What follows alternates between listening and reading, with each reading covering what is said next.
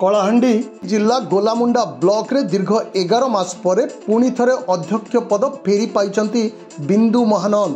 फसल बीमा हेराफेरी, पुलिस केस और आय बहिर्भूत संपत्ति ठूल मामला रे विजिलेंस तांकु गिरफ करी कोर्ट चालान करथिला। से नियमित बेल माध्यम रे घर को फेरीथिले। तांकर केस वर्तमान कोर्ट रे चालू रहितबा बेले से दोषी साब्यस्त होई नांती। तेणु राज्य सरकार तांको ब्लॉक अध्यक्ष पदवी रे अवस्थापित करिथिबारु आज से तांकर हजार हजार समर्थक मानक सहित ब्लॉक कार्यालय को जाई ब्लॉक अध्यक्ष भावे दायित्व ग्रहण करिसंती। आज बीजेपी अनेक वरिष्ठ कर्मी माने तांको सह उपस्थित थिले।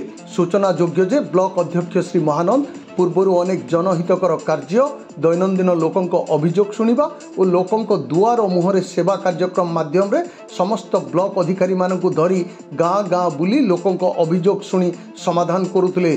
तेणु बिंदु जिल्ला रे परिचित होई पारिथिले।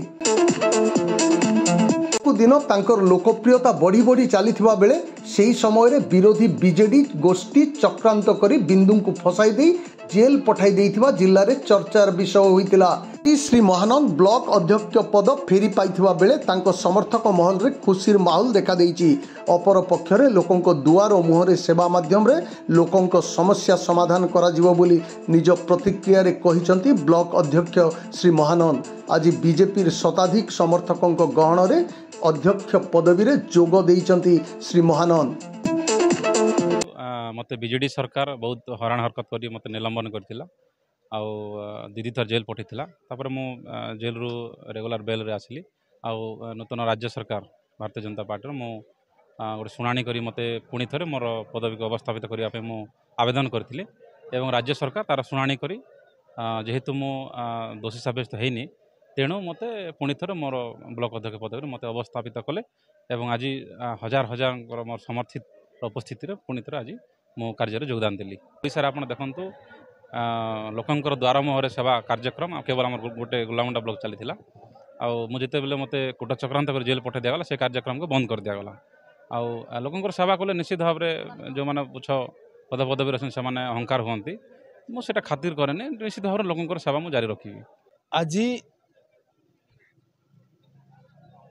जूनागढ़ निर्वाचन मंडल गोलामुंडा पंचायत समिति रे प्रथम थर करी भारतीय जनता पार्टी रो ब्लॉक चेयरमैन तथा पंचायत समिति अध्यक्ष रूपे श्रीयुक्त बिंदु महानंद आज तांकर द्वितीय थर चेयरमैन हेले। से प्रथमे बीजेडी रो चेयरमैन थिले किंतु स्थानीय विधायकों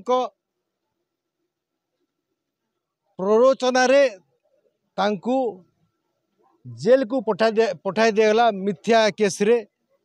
से दीर्घ 9 मास रहिला परे जेल भितरे तांकु भारतीय जनता पार्टी तरफरु जेल रु मुकले गला एवं से तापरे भारतीय जनता पार्टी रे जेते बेले इलेक्शन होउतला से शामिल हेले।